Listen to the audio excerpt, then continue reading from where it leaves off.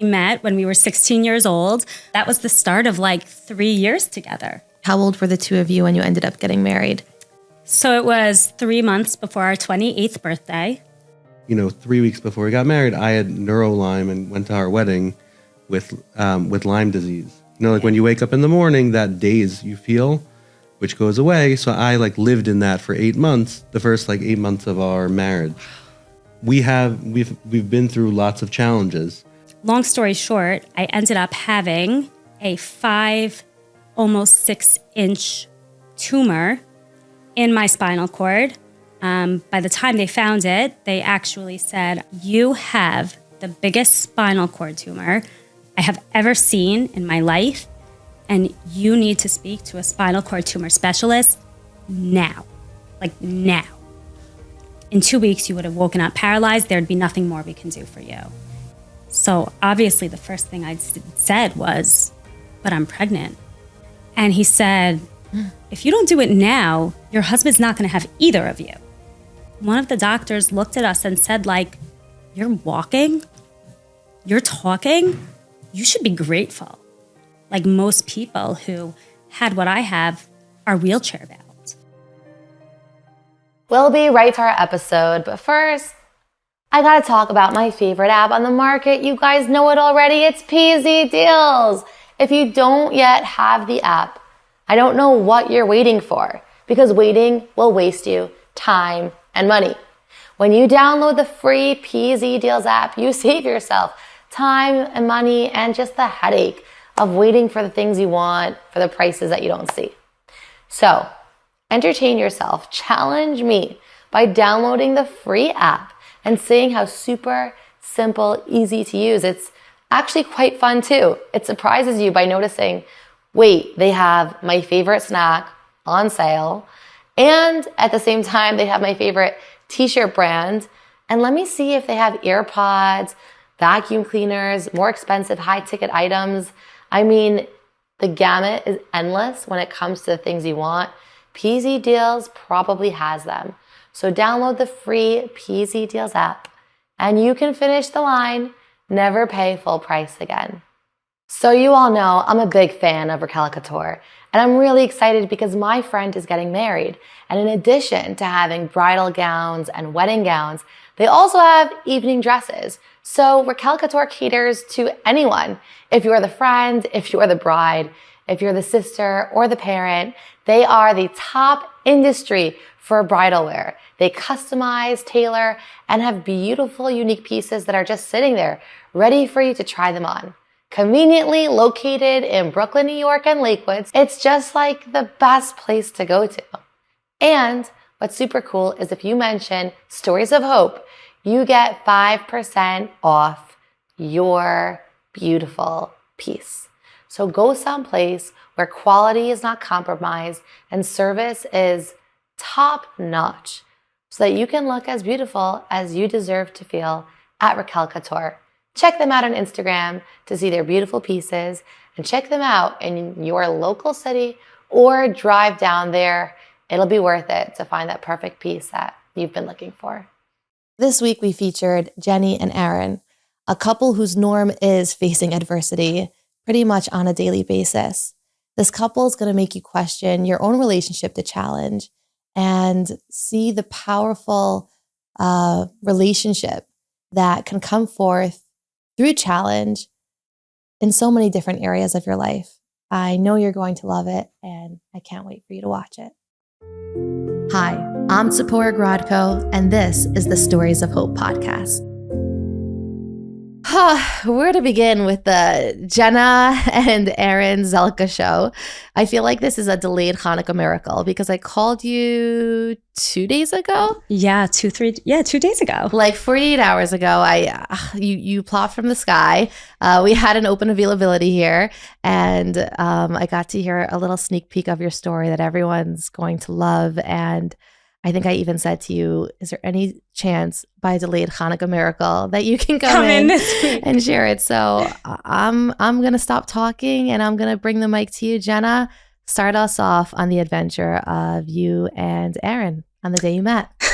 So it actually, we met when we were 16 years old. My brother was in Israel for the year and my grandma wanted to visit him. So my parents sent me with her on a tour, I think she was 80 years old, me and my 80-year-old grandma. And Aaron was on the same tour with his family, visiting his sister. The tour was all old people, like really all old people. There were just a few teenagers. My grandma was always a very difficult personality. Even my dad and my uncle, before we left, they were like, all right, good luck. Like, we wish you luck. And let's just say that she lived up to it. It was a really hard trip. I had a really rough first week. She had emphysema, which I didn't even know. And all of a sudden they're like, oh yeah, don't forget to give grandma her inhaler. What? So basically what happened, it was Sunday morning. It was a week after we got to Israel and we were standing at the bus of the tour bus and this guy just comes up to me and taps me on the shoulder and he goes, so what are we doing today? And I think my response was, we're going to Masada. Don't you read the itinerary? Like I was just in a very bad mood. You were a 16-year-old teenager who had to take care of her grandmother and she thought she was exploring Israel. Right, exactly. Yeah. Like I did not want to be there and I definitely didn't want to be talking to him. And then I looked at him and I'm like, also, I'm Shomer Nagia. Like, don't touch me. But I didn't say the don't touch me part. I just said I'm Shomer Nagia, not knowing that he did not know what Shomer Nagia meant at the time. I had been a few years out of public school. My family together, we all over like a 10-year span became observant, all at our different levels. And my sister, who led, the pack, was also studying in Israel at the time. And yeah, I saw Jenna standing, near the bus. The tour was a lot of old people, but there was, someone very special, standing there. And I poked her and I said, I knew the schedule, but I poked her and said, hey, like, what are we doing today to break the ice? And then she had said, I'm Shomer Nagia. Right. And I was so excited because I was like, ooh, this is really cool. I don't know what that is. Hopefully it's a good, hopefully it means something good. And then afterwards I called my sister in seminary and I'm like, I met this really wonderful girl and I think things are good because she said she's Shomer Nagia. And she explained what it was, and I was like, "Oh God, I'm with a bunch of old people and a Shomer Nagia girl." So we ended up. We got to Masada. The whole ride there, my grandma wasn't religious, also, which is why the trip was so hard. So the whole ride there, she was giving me a speech about how my parents are just going through a 30-year phase. They're gonna stop being religious soon. I shouldn't worry, and that she'll be so proud of me when I'm not religious anymore. It was just like really hard to listen to for like a few hours. So we got to Masada and they told us we were taking the cable cars up. And I looked at her, I'm like, no, I'm not taking the cable cars up. I am climbing up Masada. I'm not going with you, Grandma. And she just looked at me and she's like, you will not hike this mountain by yourself. I'm not allowing that. And she grabbed the boy that I didn't want to talk to and said, he'll go with you. To which Aaron said, okay. Here's my chance. Up the how 4-hour hike up Masada. How long is it? I think we did it I seem to remember we did it in 47 minutes. We did the snake path. We ran it. I was very fit. I remember at the time who is this like who's this passionate girl wearing her hot Uggs. Oh yeah, I was wearing Uggs. Like sweating in January, climbing up Masada. Walking up Masada. I'm in like shorts, like it's warm weather out. Like this, clearly you didn't pack for the. Yeah, no, I did not pack for that. But what really happened was, the truth is, he started making conversation with me, but I was so uninterested because I was like, this is my zen. Like, I don't want to be talking to a boy right now. I just want to climb up Masada. And really, I think I was trying to get him to stop talking. So he would ask a question like, oh, what's your favorite ice cream flavor? Vanilla. Like, oh, what's your favorite color? Black. Like, I was so bland because I just wanted him to not talk to me. And then he goes, oh, when's your birthday? And I'm like, September 15th. And he goes, oh, that's funny, me too. And I'm like, what? And it happens to be that we're both born September 15th, 1991, 3 hours apart. And that's kind of when, different mothers, I promise. That's when the ice kind of broke. And then we spent the entire rest of the trip together. And yeah, that was the start of like 3 years together, really, from 16 to 19. Mm-hmm. And during that time period, you were religious. Where were you? That's when I was, I believe I had started keeping like my first real Shabbat around that year. Again, we had been involved with different, curative organizations, but it's a really, we did it in a very slow, try to be like natural process. And that's when I, started to, I guess, be a little bit more observant. And what happened at 19? So I think from 16 to 19, there were a lot of on and offs because Aaron's Rebbeim would tell him, don't talk to her. You'll talk to her when the time comes. And at 19, Aaron was Shana Bet and I was in my first year in Stern and a lot of my friends had started dating. So I kind of started getting the dating bug, I guess you could call it. And Aaron's Rebbeim had told him that we shouldn't be speaking that year. So really it started when he sent me an email on our birthday that said, happy birthday. Comma Aaron. And I remember all my friends called him comma Aaron. Like not love Aaron, not I miss you Aaron, like comma Aaron. So I wrote back, happy birthday, ... Jenna. And he didn't respond. And a few months later, I sent him, we actually reviewed it a few days ago. We go through it once or twice a year, but I sent him this long-winded email because he wouldn't answer my phone calls. And I'm like, I need to talk to him. Either we're dating or we're not. I'm not doing this in between. I'm waiting for you. And sorry to pause you. What was happening during that process, during that time frame for you? So we had, when I was in Israel, I had met with my Rosh Hashiva. And I had spoke with him and said, again, prior to that, we were speaking every night. I would call you on my home phone. You would pick up your home phone and I would speak to you in the basement and just talk about our day. And right before Israel. Right before Israel from when we were 16 until, pretty much, until we left to Israel.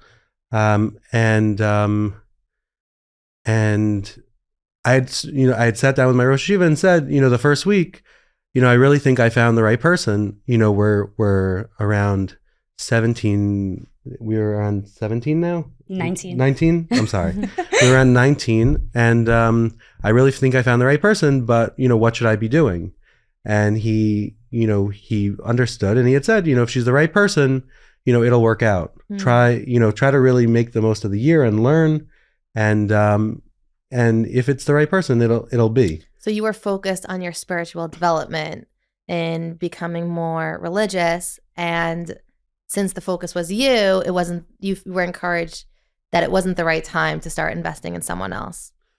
Right. We had also talked about it before going into Israel to really make the most of our year, that we would meet up a few times, which we did.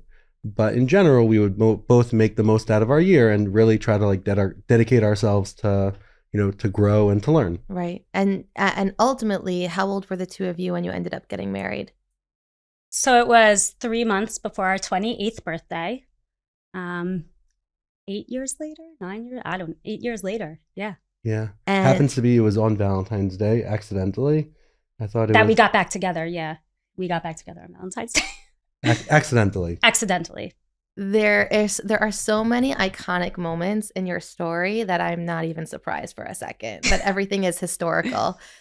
During that time frame, that 8-year time frame, in a short summary, can you describe to us what happened?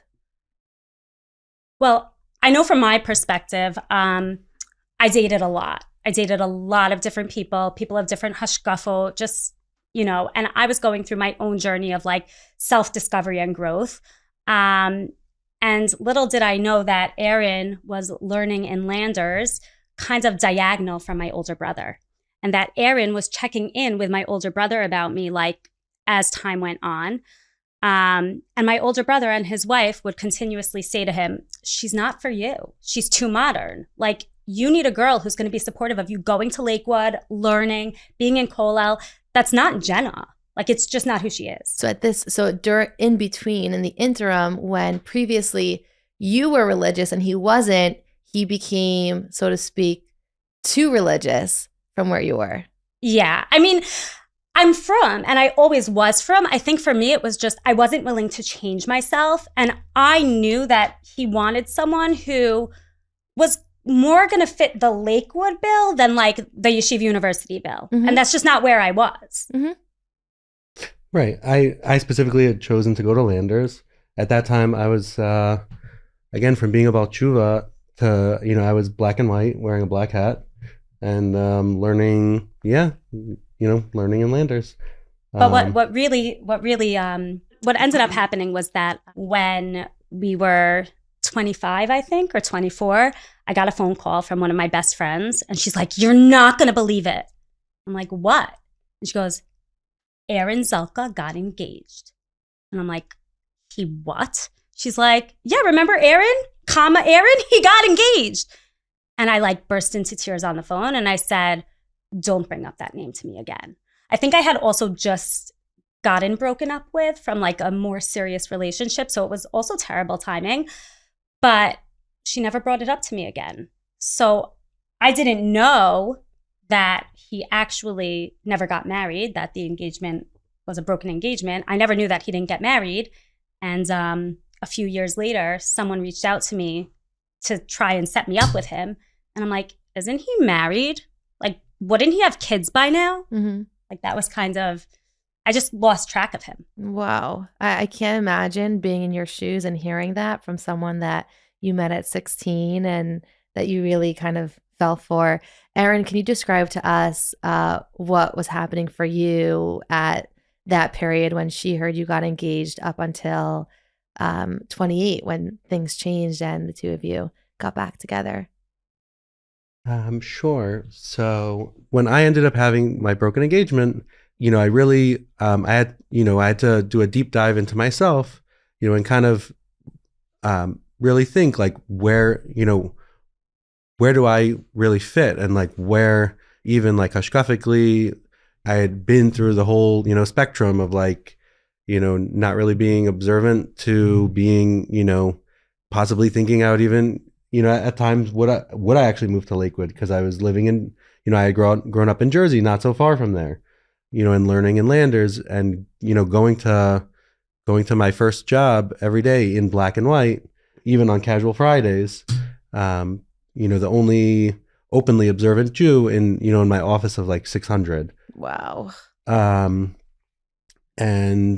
after the broken engagement, it really like it took a few months to really find myself, and I had excellent mentors who I was speaking to, and of course my loving family was there for me and friends.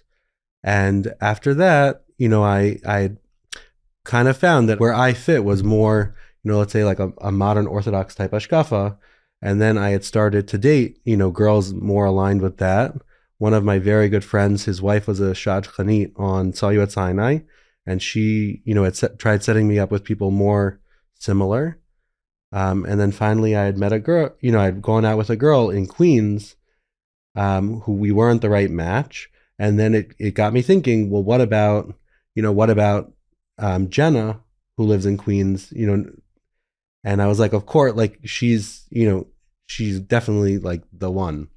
As long as our phone call, like if we were to go out, as long as our phone call and stuff works out, like we're going to get married for sure. And how did that first date go? So I actually didn't even want to go on the date. I really thought it wasn't going to work based on. Even prior to the date. Yeah. What? Even prior to the date, when my friend had reached out. Oh, yeah. That's what I'm saying. Okay, fine. Yeah. No. Sorry. No, it's fine. You're nervous. I could tell. But even what happened was like when they had reached out to me, we have a great guy for you. His name is Aaron Zelka. I immediately said, no, that's not going to work. Been there, done that. He's way too yeshivish for me. Not who I am. And they kind of said to me, they're like, no, like that's not how he is. I'm like, really? So I ended up agreeing to a phone call, and he called me on Valentine's Day. We didn't even realize. He thought Valentine's Day was the next day. But we spoke for about 3.5 hours on the phone. And on that phone call, I remember we ended it saying, it was a Thursday, and we said, okay, we're going to go out Sunday. And if the date goes well and we still have the chemistry that we had 8 years ago, we'll get married. Like, why not? Like, it was over the phone. We hadn't even seen each other yet. And the first date went really well. It was a 9-hour date. We went out for lunch. We went out for dinner. We went to the boardwalk. We did like a million things in between. And we actually ended the date going and knocking on the door at my brother and sister-in-law's house and kind of saying to them, like, remember you said that this wouldn't work? We're going to get married. Like, we know it. Exactly. Yeah. Wow. And also, I guess the other part that I just want to mention, because it kind of ties in later on, is that, right around the time of his broken engagement also, I had gone to visit grandma, who at this point was living in Connecticut in an assisted living facility. And she was herself and difficult. And she was still always questioning me about Aaron. And, that day she looks at me and she goes, so how's Aaron Zelka? And I said, Grandma, like, I haven't spoken to him in years. And she's like, you just tell me when to buy the dress. You just tell me when to buy the dress. And I thought she was nuts, but I didn't think much of it. I knew he was engaged. So I was kind of just like, all right, Grandma, whatever you say. And then 2 weeks later, she actually was killed by a drunk driver. And so when me and Aaron got back together, I remember thinking like that was the last time I had seen her. And it almost felt to me like she knew in a sense, even though she wasn't sick, she just knew. And like, she wanted me to know, like, you're dating all these people, but like, you're going to end up with him and it's going to be okay. We'll be right back to our episode. But first, you have to check out Pizza Pizza, making fresh hot pizzas on the spot by their professional chefs, indoor or outdoor in their pizza ovens, meat or dairy, plus full catering around the tri-state area and Florida. Specializing in events with several hundred people with no lines. You heard right. Full menu. You have to check them out on Instagram at Pizza Pizza and visit them at pizzapizza.com. Pizza's my favorite food, so please invite me, Pizza Pizza, on Instagram and check them out at pizzapizza.com. These are the people you want to call. Pizza Pizza. I'll see you at my next event. Hey everybody, I am so excited to be at the event of the year for all of my ladies and ladies. Yup, you know what it is. It's the Run for Chesed event that will be taking place at the American Dream Mall March 2nd. You can either walk it with your grandma, you can compete and walk with your friends, and I'll be there cheering you on the entire time. So lace up your sneakers and get super pumped and excited because last year they had 613 women come, and this year, let's up the ante. Let's make it even bigger and better because with every person that registers to run for this Run for Chesed event, you will be a part of the extraordinary work of Chesed 24/7, enabling them to support those that are in the hospital, those that are visiting those they care about in ways that are beyond your wildest imaginations. You don't even need me to tell you, you've seen it with your own eyes and you've heard it loud and clear. And what's so crazy is what makes this year different than the run from last year is that if you sign up to walk, run, dance, or frankly, just yell with me and cheer along the sidelines, you'll have access to the Nickelodeon Park after party. That's right, free access to the Nickelodeon Park. So go to runforchesed.org and sign up really quickly because it's around 1 month away, March 2nd, for the Run for Chesed event that you don't want to miss. I'll see you there. I'm so sorry you had to experience that loss with your grandmother. That's so tragic and shocking and something that no one should ever experience. I mean, overall, in general, I always say grandparents are supposed to live forever. So even if they pass away in, so to speak, natural ways, it's still difficult. So I'm sorry you had to go through that. And I know that your grandmother comes up throughout the story. And I love that this is our first insight our second, because, she kind of introduced the two of you at 16. And then she kind of reintroduced the thought of you later. And then I know that we'll get to it, the medical challenges that you experienced with your baby. But can you give us a little bit of a sneak peek just right now, since we're on the theme with your grandmother, on the interconnectivity? Yeah. So about 11 months after we got married, actually, it was more like 9 months after we got married, I was pregnant with our first, and I became very, very, very sick. They didn't know what was wrong with me. It also coincided with March 2020. It was COVID. So it wasn't that I was being gaslit by doctors. They knew something was wrong, but no one could deal with it just because of COVID. So they kept pushing me off. I ended up numerous times in the ER. They actually, we moved in with my parents because at that point I was so unable to take care of myself, and Aaron was working full-time remote and I was supposed to be working also. We needed more support. So we moved in with my parents. They had a visiting nurse service coming. I was just really, really sick. And at a certain point, they said, my OB said, a few months ago, we thought this was hyperemesis. We thought this was just severe pregnancy nausea. She goes, I've never seen pregnancy nausea like this. This is not pregnancy nausea. You need to see a neurologist. So she actually sent me back to the hospital, to the ER once again. And they said, listen, you are really sick. And normally we'd admit you, but it's COVID and we're not really admitting people right now. So go home, go see a neurologist.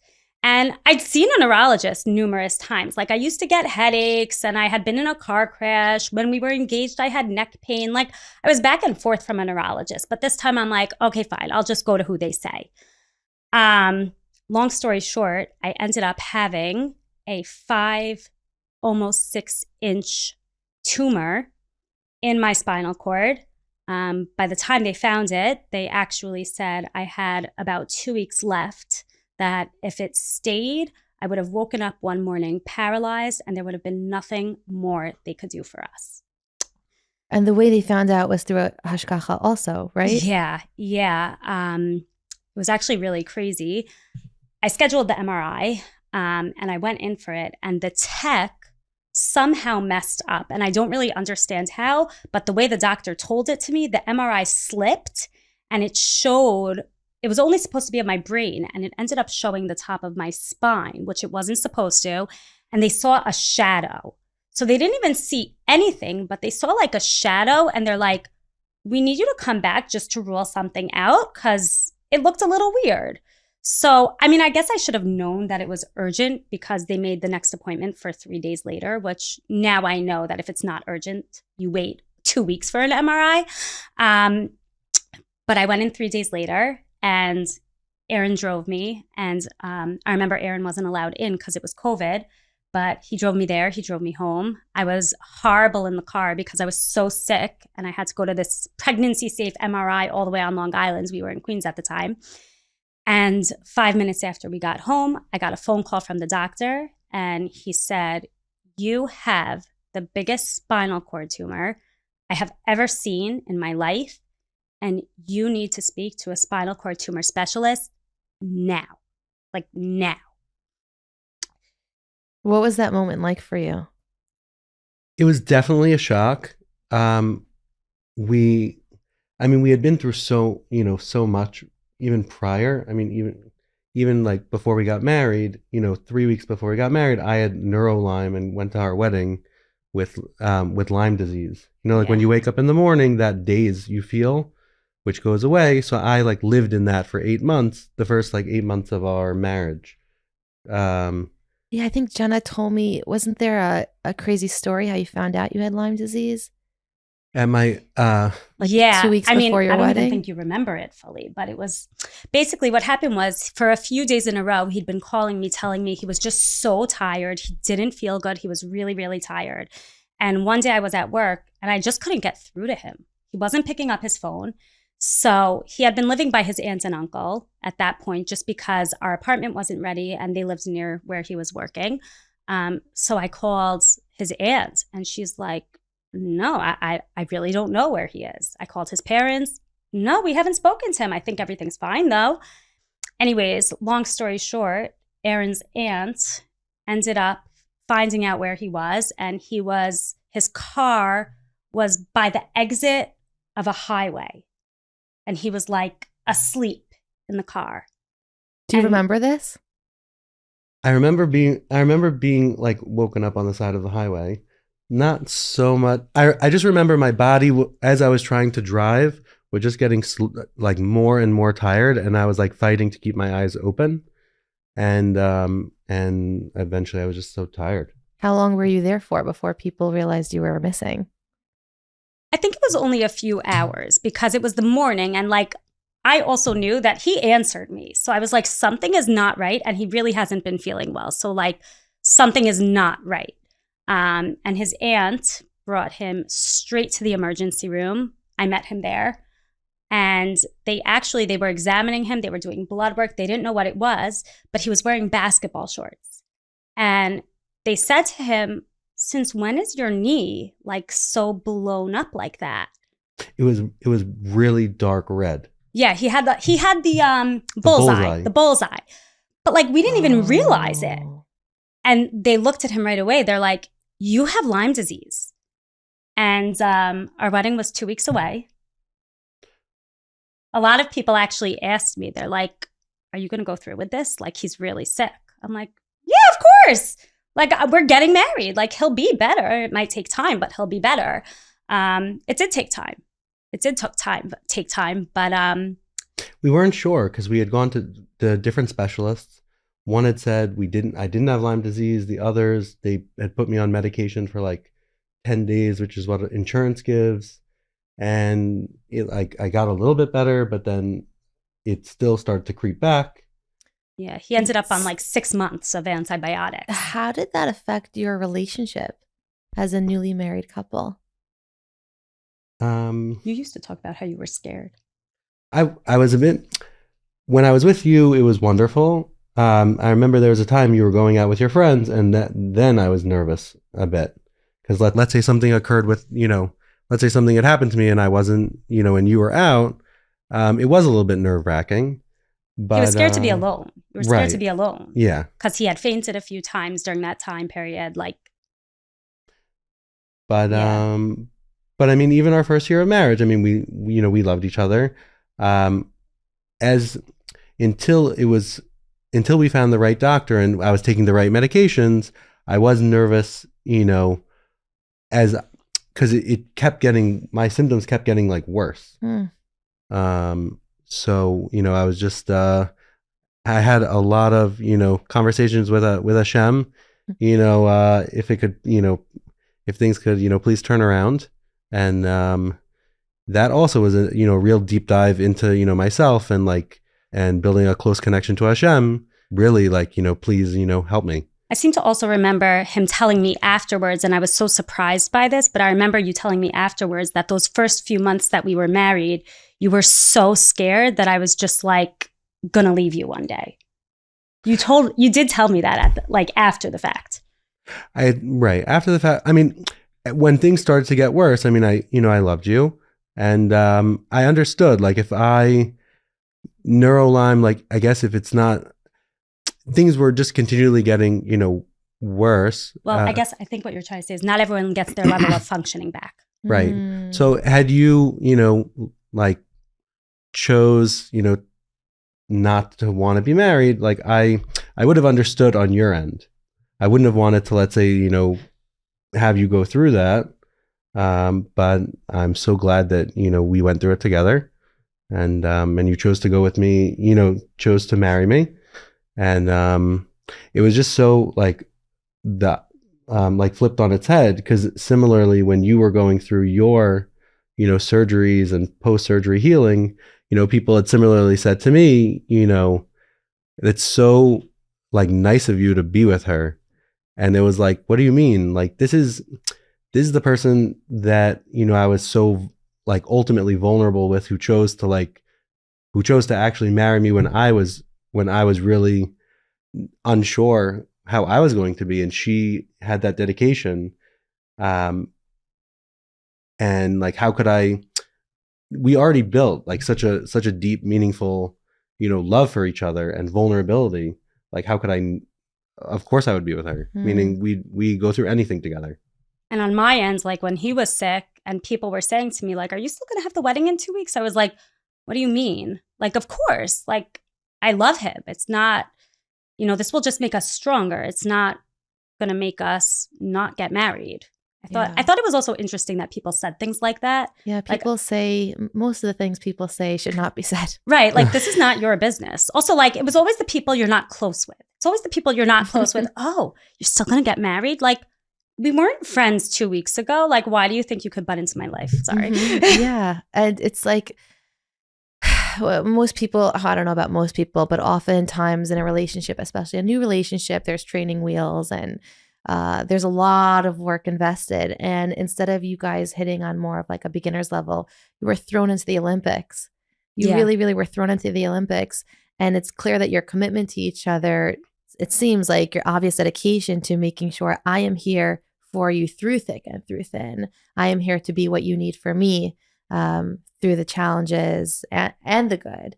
And I want to hear, after you got this news from the doctor, what transpired after that?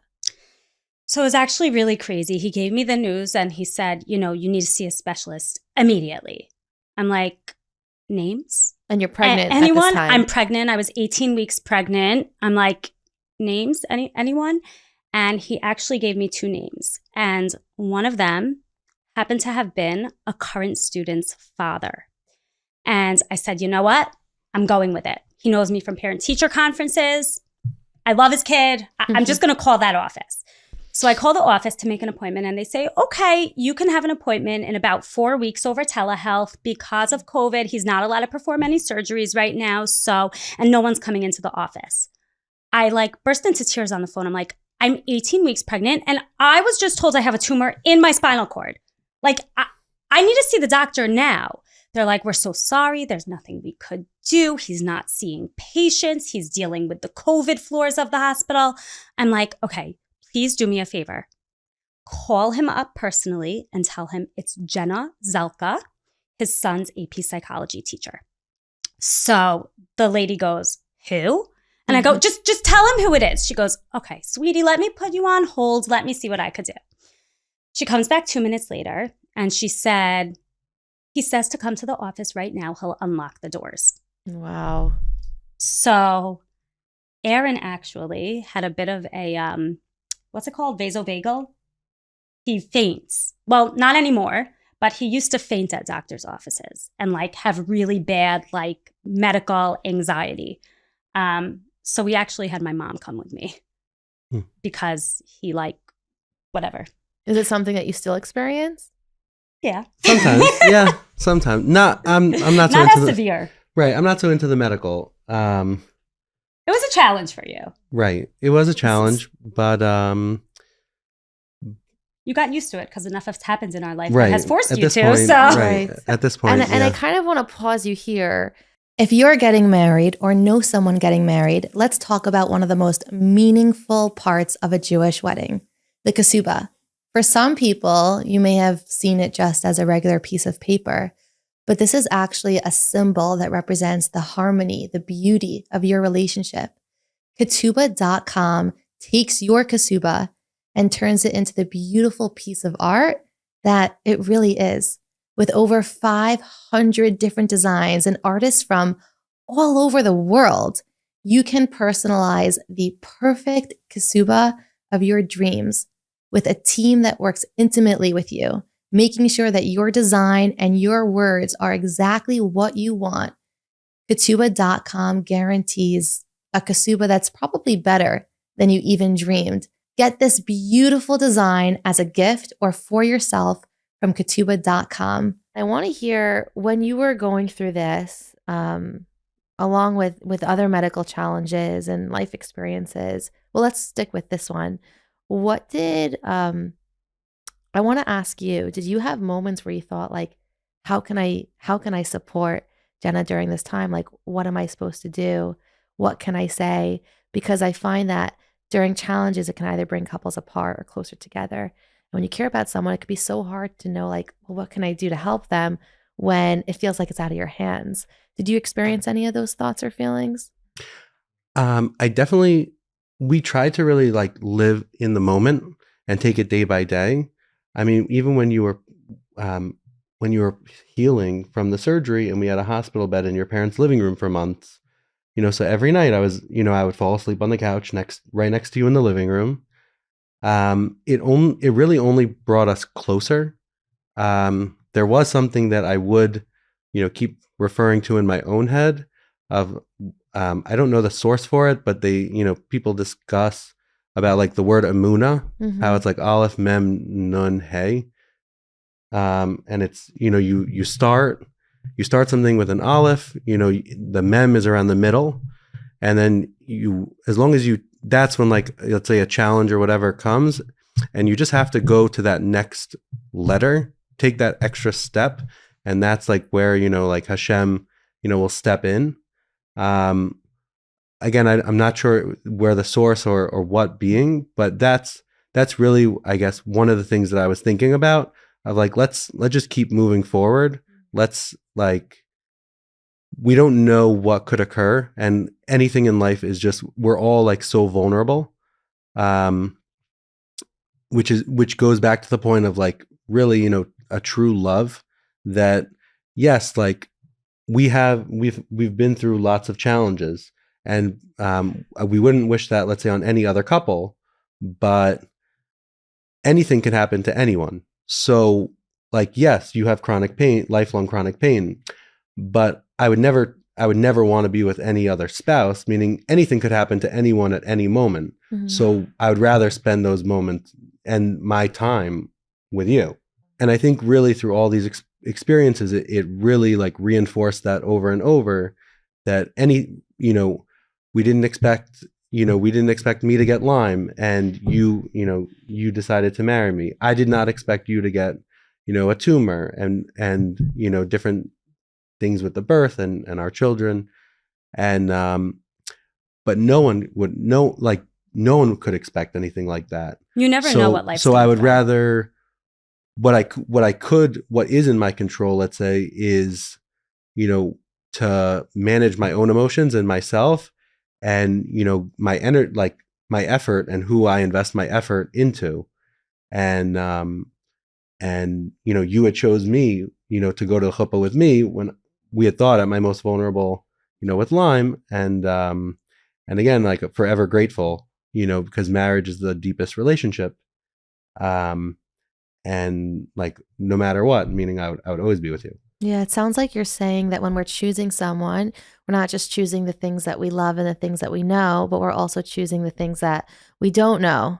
And we're choosing them with like a lev shalom. I think that's one of the reasons why a bride is supposed to cover her face during the bedekin, during the first exposure, I guess I'll call it. Doesn't sound very romantic. When the groom comes in to greet her, I believe he takes the veil, he covers her face. And I remember learning it's because you're saying, for all the things I know about you that I love, I want to be your husband.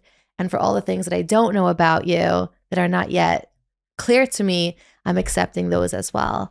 And it's probably natural in a relationship to often think about the things that we like and the things that we don't like, and then harp on the things that we don't like or that we didn't choose and build resentment. And what a life-changing perspective to think, I welcome all of it. It's all part of who you are, and that's what I love, instead of sort of categorizing it into the things that like I liked and the things that I don't like that happen to be here. And to take it one step even further of like, a lot of the challenges we dealt with, they were external. Yes, they were affecting us, but they were external to who we are as a person. Yeah. That internally, like, people have different personalities. They're like inner core.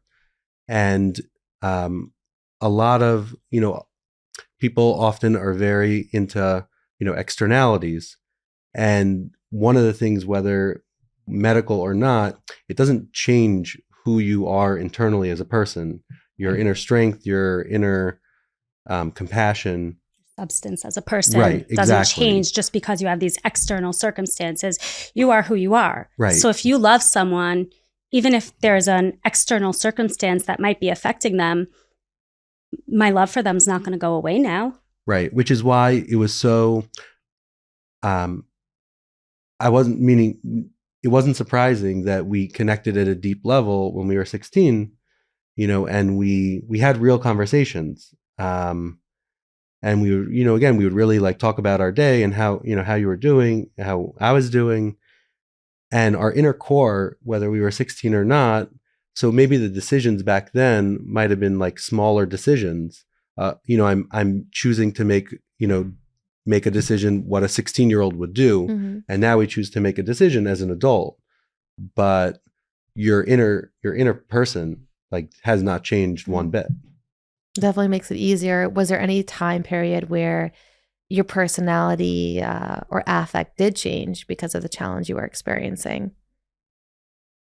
I definitely went through a very hard time after surgery. And then when the baby was born, I mean, I think we skipped like a whole big chunk of it, but it was life-changing, meaning I went in for surgery and I didn't know that I was going to come out with lifelong complications. I thought I was going in to fix myself. I didn't know that they couldn't really fully fix me. And I think that was a big shock when I came out. And that was something that I, on a personal level, had to learn to deal with and to cope with. Did I change as a person? I would say maybe I was, a little down for a bit.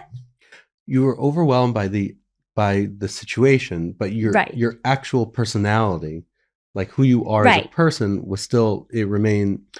I mean, it was always, it was never like, okay, like this is it, I'm done, I don't know what to do. It was just like, okay, we got to figure out what next. Like, now what are we doing? Right. Like, and how are we dealing with this? We got on a plane and flew to different hospitals. Cleveland's clinic. We were researching for years. We saw so many doctors for so long to see what they could do for me, to help me just with like the repercussions of the tumor.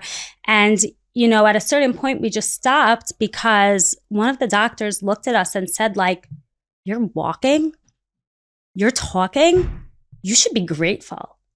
I didn't realize. And then I started networking on like Instagram and finding other people who have similar stories. And I really found I am really lucky. Like most people who had what I have are wheelchair bound or can't control their bladders or have such severe nerve damage that their lives are completely changed forever. Where am I? Okay, I have a slight limp and I have severe chronic pain down my left side. My left side doesn't work as well as my right side, but it's not something that's like so noticeable to other people on a daily basis.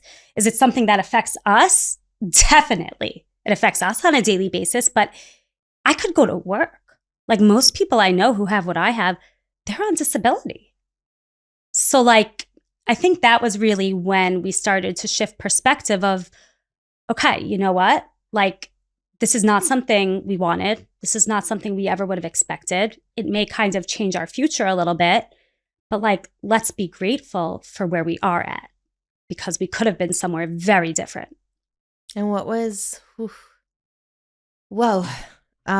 your relationship like with God during this process? I definitely had my ups and downs. But what I like to say is I really believe that if you have ups and downs with Hashem, that means that you have a close relationship with him. If I could look at Hashem in the eye and say to Hashem, I'm angry. Like, yes, you run the world and I know that what you're doing is best, but it hurts. And like, I don't like it. Like, I think that's a fully appropriate relationship with God. That's a very close relationship with God. And I think there were times when I felt angry. There were times when I felt like a level of acceptance. And then there were times where I just like thought to myself, you know what? I really don't know why. And I don't know why God, I had this tumor in my spine for 15 years. I don't know why God didn't choose for the doctors to find it sooner when I would go to the doctors with symptoms. I don't know why God, didn't allow me to get help before it was going to cause permanent damage. But he didn't. And he runs the world from all the way up above. He's not only dealing with me, he's dealing with all the billions of human beings on this planet. So if that tumor and my experience was necessary for something in this world, even if I can't understand it, then I'll accept that. And like, it's not easy and I don't necessarily like it, but I can accept that and say, okay, like this is what God wanted. That is the most relatable, healthy example that I've heard in a long time because it's acknowledging the frustration and not being able to understand and addressing the dissatisfaction that there's still pain and confusion, but also realizing that the only way to be able to cope is through learning to accept that I don't understand, but I know that you're taking care of me and I know there's a plan. And I really appreciate you sharing it with us. Good stuff happening. Sorry. I'm really listening. And then I always remember, I'm like, Tzipora, there's a camera pointed at your face. Keep the interview going. Keep the interview going. What about, I know you mentioned it earlier, Aaron, is there anything you would add to that on what it was like for you and God during some of the challenges that we've mentioned and the challenges that we haven't mentioned? Similar to how you were saying, it's a relationship. So it's like, with Hashem, like, let's just be honest, like, not to, sugarcoat or anything. Like when there were certain challenges, right. Like it's hard, it's a grind. We're trying to like work through it, but it was never like we're giving up. It was all right. Like Hashem, like this is really rough. This is, with any of it.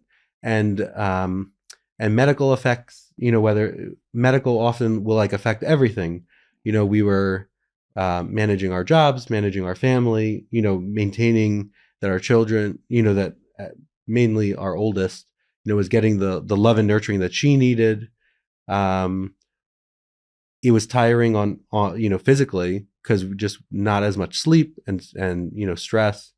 But going back to Hashem, like there, I'm not giving up, like you're tossing me an enormous challenge most people do not get.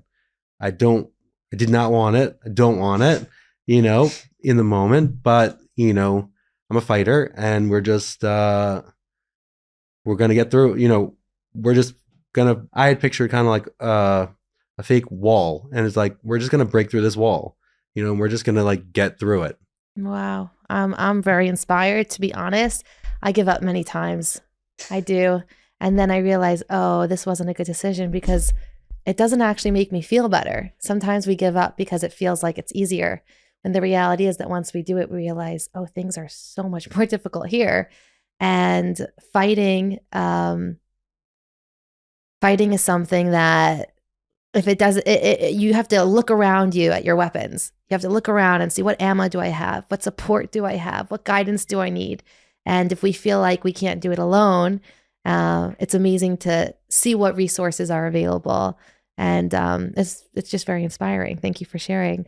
I'm curious to hear when you had your baby, when you were undergoing surgery, was it a definite that everything would be okay with your baby?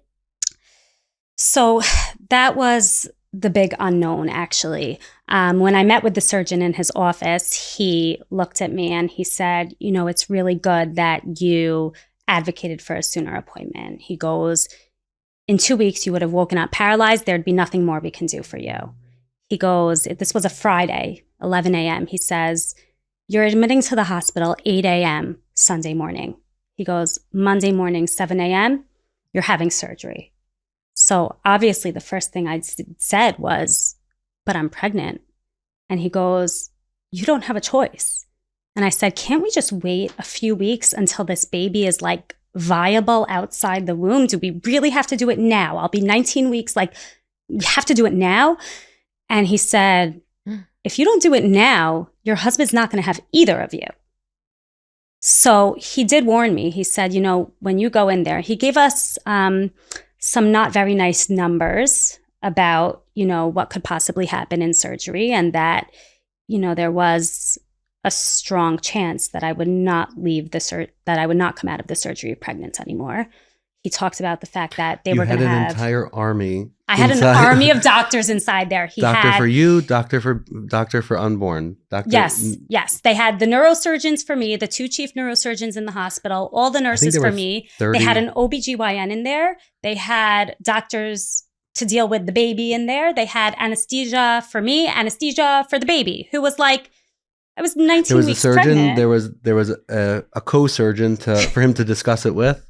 You must have had like close to 30 There people were in that room. They said there were about 30 people in the room. I actually, because I knew the surgeon on a personal level, in the hospital, he literally walked me into the room and introduced me to every single person who was going to be taking care of me. And he's like, "You are going to be okay. Like, we're going to take care of you. You're going to be okay." What a sensitivity. He was a malach. Is it? I think you could let go, right? Oh, perfect.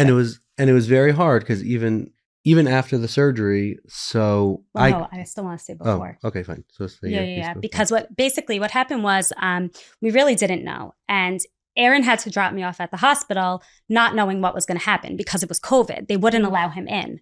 So we said our goodbyes Sunday morning. He drove me to the hospital, left me with a knapsack, and just like we gave each other a hug and a kiss. And we're like, "See you when?" Like, I don't even know when we're going to see each other again. So scary. And I don't think I realized how serious it was until Sunday night when I'm lying in my hospital bed. And I remember that I decided that I was going to stay up all night and say Tehillim. I was like, I'm just going to say the entire Sefer Tehillim tonight. Like, that is what I'm going to do. And then I started getting the phone calls. People were hearing about it. There was a Tehillim group. My shul rabbi calls. My parents' Rav calls. I'm like, oh my God, like, this is real. This is really real. And then my roommate in the hospital, who I couldn't see because it was COVID, they had the curtain, but she was telling me through the curtain that, yeah, we're on the surgical floor. She goes, "You're having surgery?" She goes, "No one on the surgical floor is having surgery. It's like a holding cell until the COVID cases are down." She goes, "You're having surgery? You must really be dying." I'm like, oh. And it turns out she had appendicitis. She'd been there for 2 weeks on medication, waiting until they were willing to operate on her. Meanwhile, like, I was going under the next day. So I think that was like a moment for me of like, this is really real.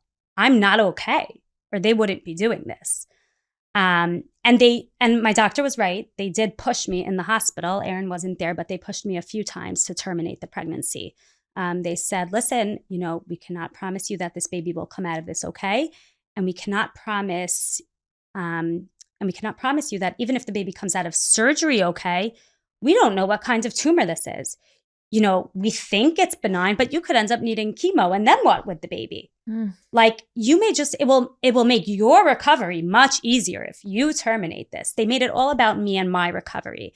And meanwhile, we're sitting, talking on the phone, and we're just like, no.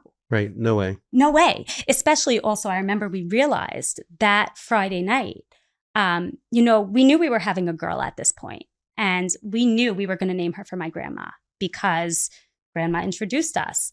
Not only that, but my due date was actually my grandma's yahrzeit. Wow. So that was already like, okay, grandma. But then we realized that Monday, the day of my surgery, was grandma's birthday. Oof. And we're like, we're not terminating this baby. Like, she will be okay. And after surgery, I was on different medications. They kept saying, we don't know what it will do. Maybe she won't be able to breathe outside of the womb. Maybe she will. Maybe she this, maybe she that. And honestly, our daughter was born. Yeah.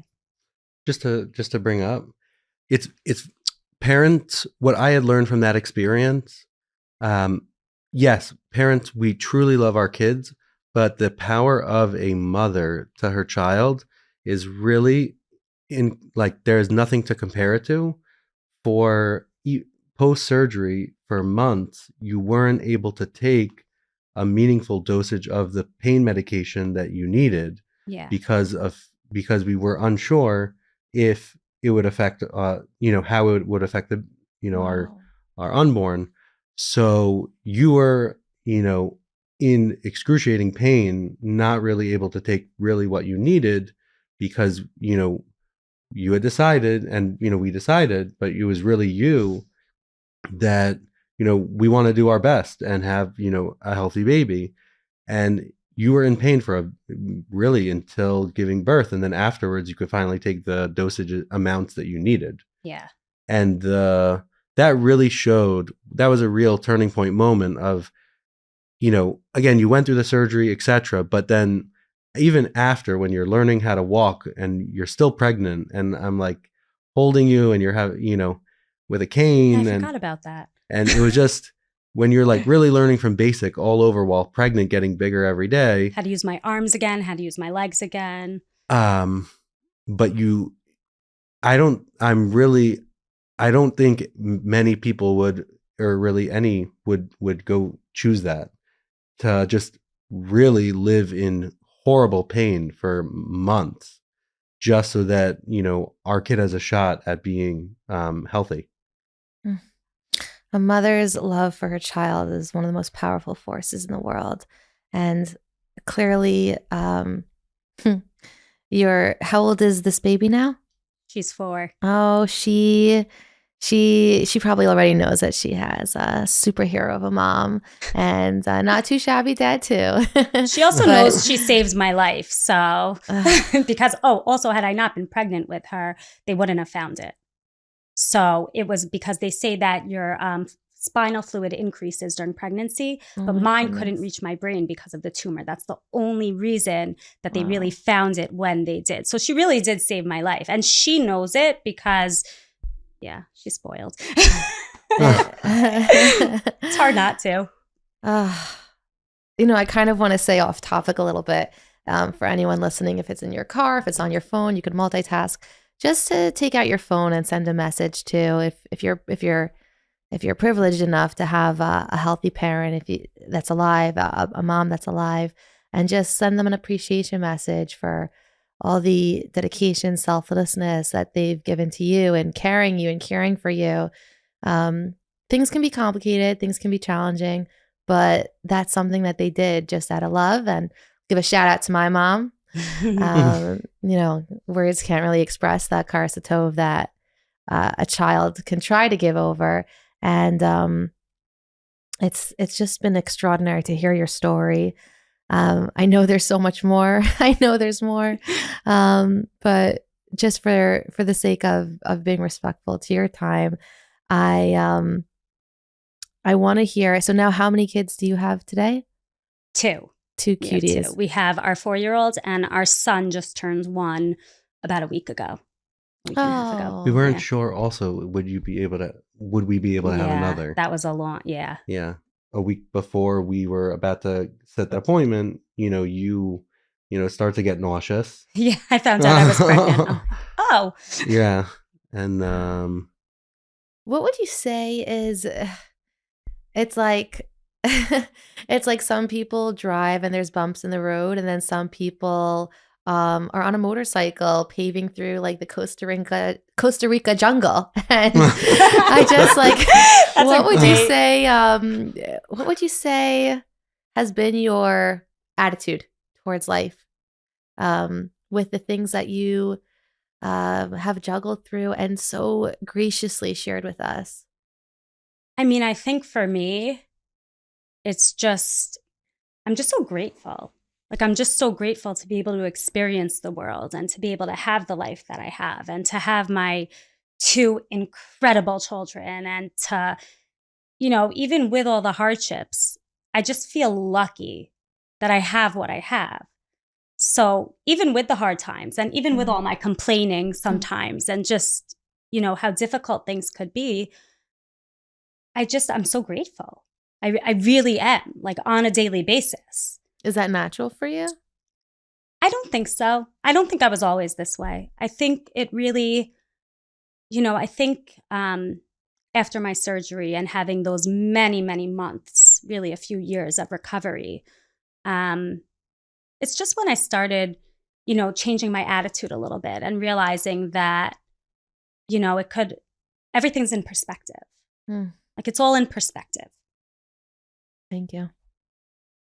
I would definitely agree to that point of